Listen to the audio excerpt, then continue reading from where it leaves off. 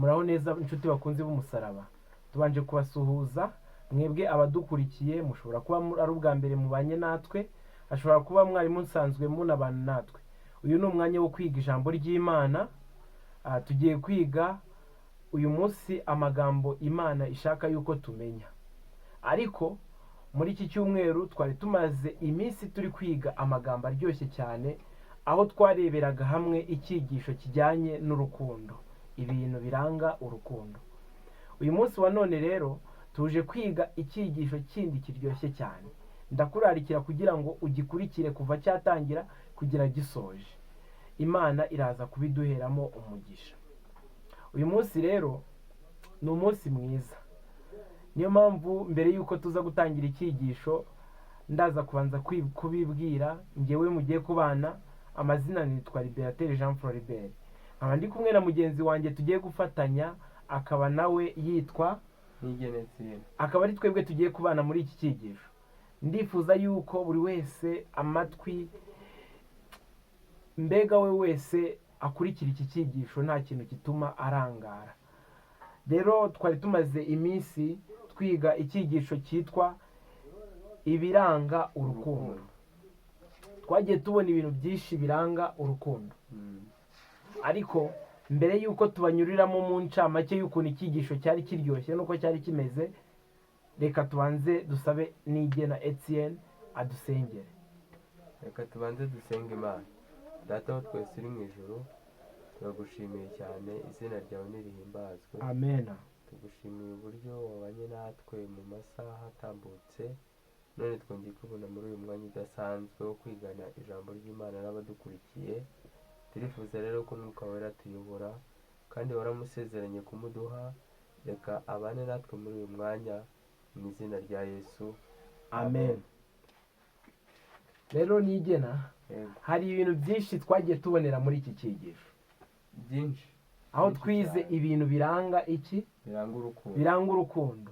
Ushobora kuba udukurikiye utibuka bimwe mu bintu biranga urukundo, ariko turahanga ngo tubanze tubikwibutse mbere yuko dutangira icyigisho.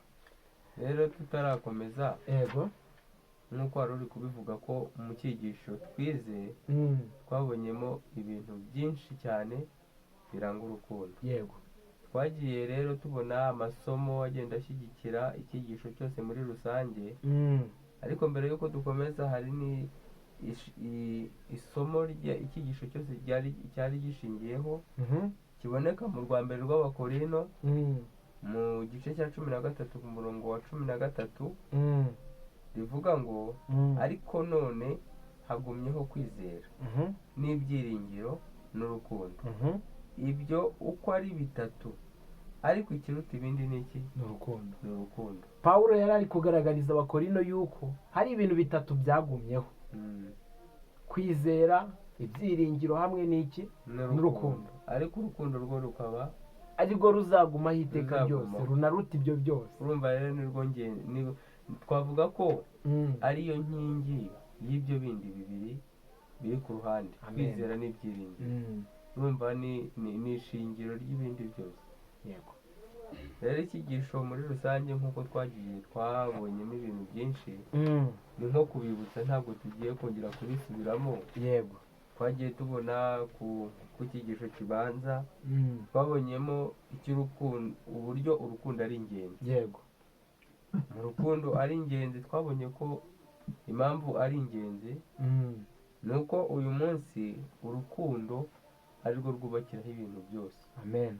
Iyo urwo rukundo rudahari rero n'ibindi byose ndumva ntabwo biba ari sawa. Yego. Rero ikindi twabonye icyo urukundo rugenza gute? Rukora. Aho twabonye yuko urukundo rwihangana, urukundo rugira neza, urukundo rwishimira ukuri, urukundo rubabarira byose, rwizera byose, rwiringira byose, kandi rukihanganira byose cyane. Tukimara kuva aho ngaho twaje kwiga ikindi cyigisho kivuga icyo urukundo rudakora. Ese twabonye ari ibiki rudakora uru rukundo? Ibintu twasanze urukundo rudakora, yego, ni ukugira ishyari. Yego. Ntirwirarira, ntirwihimbaza, yego, ntirukora ibiteye isoni. Amen. Ntirushaka ibyarwo, ntiruhutiraho, ntirwikanyiza, ntirugira inzika. amen. Tukimara kubyiga twahise turebe bimwe mu bintu biranga Yesu, aho twabonye yuko Yesu ubwe arihangana, ikindi agira neza, ntagira ishyari. ubwo urumva mbega bya bintu byose biranga bya bindi urukundo biranga urukundo, twaje gusanga ibyo rudakora n'ibyo rukora ari byo na Yesu nibyo bimuranga. na Kristo bimuranga. Amen. Tukihava rero twize ikindi cyigisho aricyo twize ku n'ubundi munsi ariyo w'ejo, nsanganyamatsiko y'icyigisho cyose, kwizera ibyiringiro n'urukundo, aho twabonye yuko urukundo nirwo ruzahoraho, ariko kwizera kuzashirana no kubona ibyo twari twizeye. ibyo twari twizeye Nanone kwiringira birangirane nuko ibyo twiringiye bibaye impamo. Rero ayo ni namwe mu magambo y'ingenzi twabasangiza muri iki cyigisho cyose. yari incamake twari turi kubibutsa twibukiranya iminsi yose tumaze twiga ibyo twizemo kandi twungukiyemo byinshi. Amen. Uyu munsi rero dufite amagambo meza cyane y'ibindi byo kwigwa no kuzirikana muri iki cyumweru cyose tumaze twiga, aho kuri paragarafe ibanza batubwiye ngo urwego rwo hejuru mu kwizera umuntu yakwirata uko rwaba rumeze kose, niba umutima we utuzuye gukunda Imana na bagenzi be, uwo ntabwo ari umwigishwa nyakuri wa Kristo. Uko waba umeze kose ariko ukaba udafite urukundo ukunda Imana na bagenzi bawe, mbega bivuze ko uyu munsi abo tujya twita ko ari ibitangaza mu by'iyobokamana, ari abantu bakomeye, yego, abantu b'ibitangarirwa, igihe waba uboneka muri abo bantu bameze gutya, yego, ariko utuzuye gukunda Imana na bagenzi bawe, yego, ibyo byose ni impfabusa. yego. kandi burya abantu tujya twishuka ugasanga nk'imirimo myiza twakoze ugasanga uri kuyiratira abandi, uri kuyikubitisha abandi, ariko twabonye ko ibyo bintu dushobora kubikorera abandi nta rukundo ruhari. ariko rero ugasanga umuntu aguye muri uwo mutego wo kuba hari akantu keza yakoze kakamushuka, mbega kagahita kaba nk'iturufu agenda akubitisha abandi, aho ageze hose akarishisha, akagapostinga, akagira ate. ariko turi kubona ko iyo udashyize imbere gukunda Imana na bagenzi bawe nta kintu uba uri gukora. nubwo yagira kwizera gukomeye ndetse n'imbaraga yo gukora ibitangaza, ariko adafite urukundo, ukwizera kwe kuba nta gaciro gufite. ibi bintu Pawulo yari yabivuzeho. ibi bintu ntitubishyire mu buryo twebwe hagati yacu na bagenzi bacu. ijambo ry'Imana ubundi umuntu agomba gufata uburyo abaho, imibereho ye abaho, akayigereranya n'iya Kristo. Amen. uyu munsi ntabwo tugomba gufata imigendere yacu mu kwizera ngo tuyigereranye na bagenzi bacu. yego, tubikoze gutyo twajya twidunda, wareba niba hari intambwe umaze gutera, wareba mugenzi wawe uburyo yenda watarabigeraho ukumva urakazi. ariko igihe ufata imibereho yawe y'iby'umwuka ukayigereranya n'iya Kristo, ubona ko nta hantu uragera. Amen. rero barakomeje baratubwira ngo ashobora kwerekana ko afite ubugwaneza bwinshi uwo muntu, ariko niba ashobora no gutanga ibyo atunze kugira ngo agaburire abakene, nyamara atabitewe n'indi mpamvu itari urukundo nyakuri, iki gikorwa nticyatuma yemerwa n'Imana. bivuze ngo ibintu byose wakora nk'uko Pawulo yari yabivuzeho, aravuga ati nubwo watanga ibyo utunze byose ugafasha abakene, ugatanga n'ibiki byose ukanahanura, ariko nta rukundo, ibyo byose nta kintu biba bimaze, nta kintu waba uri gukora cyane, uba uri kuvunikira ubusa. barakomeza baratubwira ngo ashobora kugira ishyaka ryo gupfa azize kwizera kwe, nyamara niba bidatewe nanone n'urukundo, Imana izamureba nk'umuntu ufite ubwaka watwawe, cyangwa indyarya ifite ikigamije. twajyaga dushobora kuba twibeshyaga.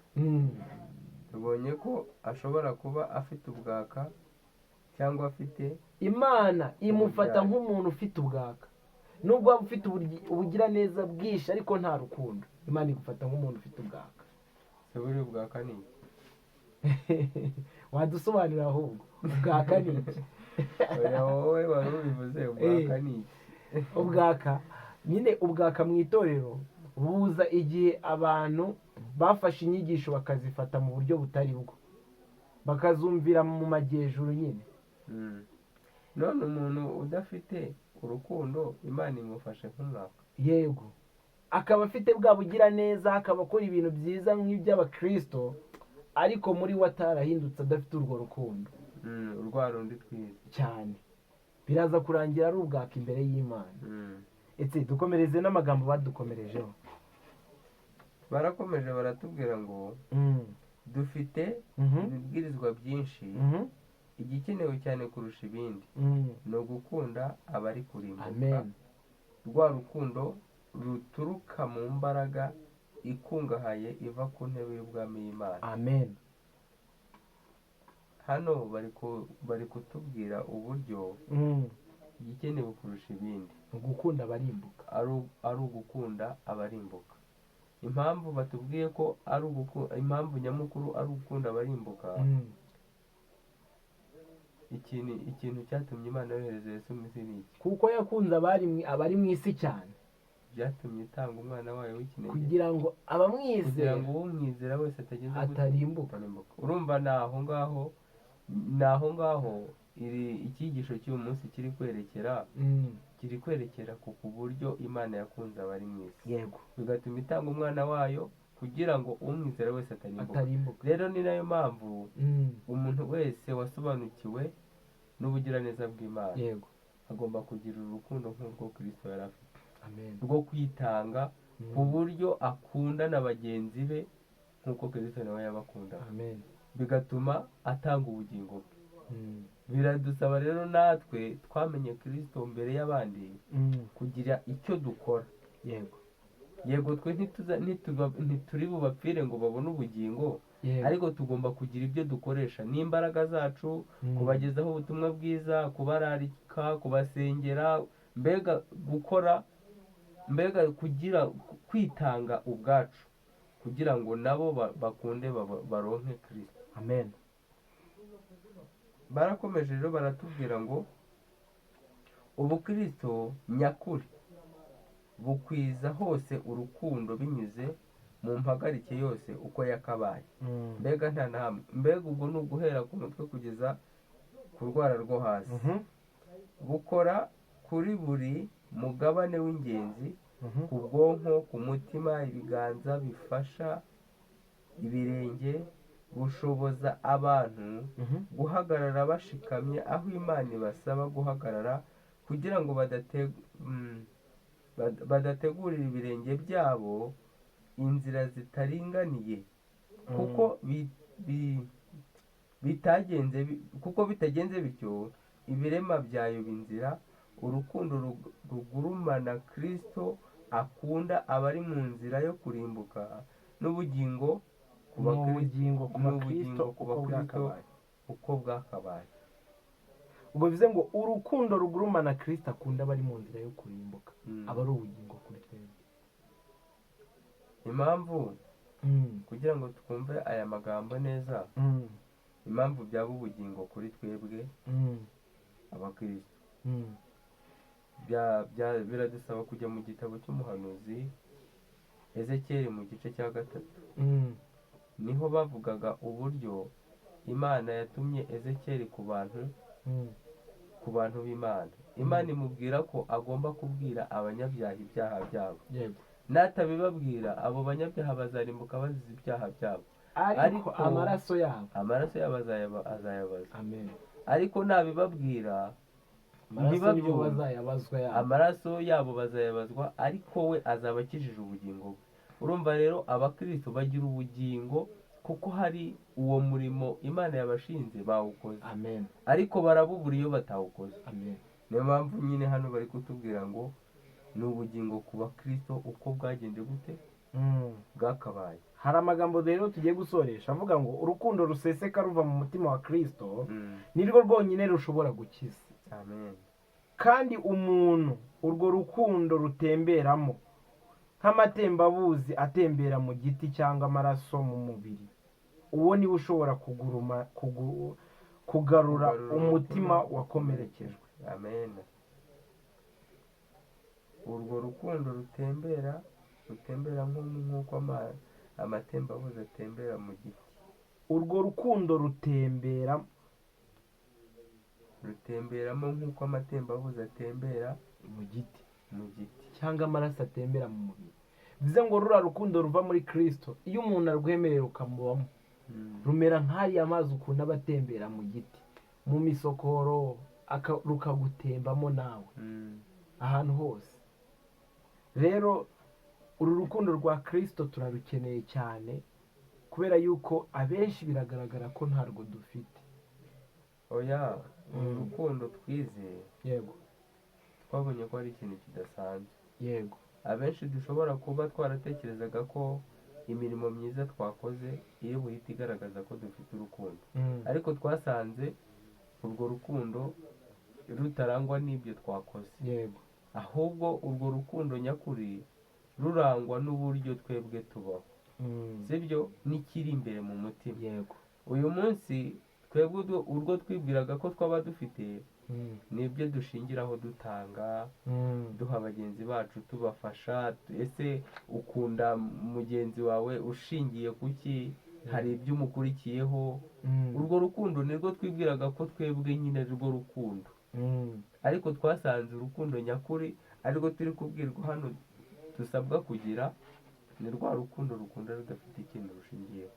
ase nka Kristo yapfiriye iki abanyabyaha? yari baciye iki? ni urukundo nyine. ni urwo rukundo rero turi kureba ruri gukunda cyangwa rukagaragarira mu mibereho y'umuntu rutagize ikindi kintu rushingiyeho. amen. rero icyigisho cyari cyiza. amen. ndifuza yuko rero abantu bakomeza kuduha ibitekerezo banyuze muri comment, bakatubwira uburyo bumvise iki cyigisho, ikintu cyabafashije kurusha ibindi, ikibazo baba baragize muri ibi bintu biranga urukundo, cyane ko twabonye ko ari nabyo biranga Yesu. ibyo bintu dushobora kubiganiraho tugahana ibitekerezo. reka rero dusoreze ahangaha tubabwira ngo murakaza neza mu cyumweru gitaha tugiye gutangira, aho tugiye gutangira ikindi cyigisho cyiza.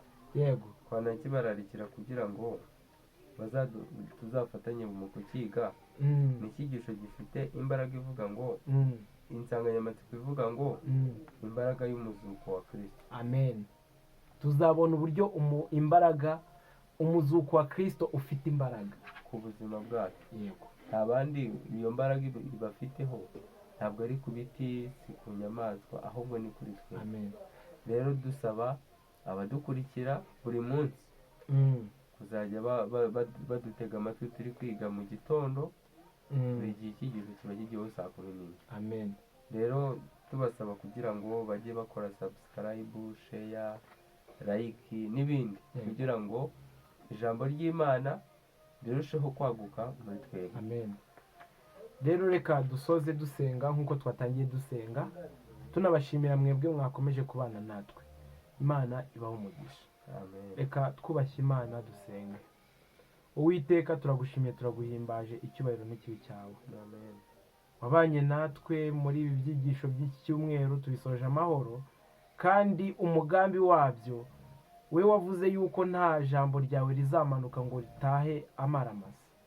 Uwiteka iri jambo ryawe tubibwe mu mitima yacu, udufashe kugira ngo ryere imbuto. amen. turasoje, icyumweru gitaha turakikuragije, ibyo tukwakiye ubuntu mu izina rya Yesu. amen. amen.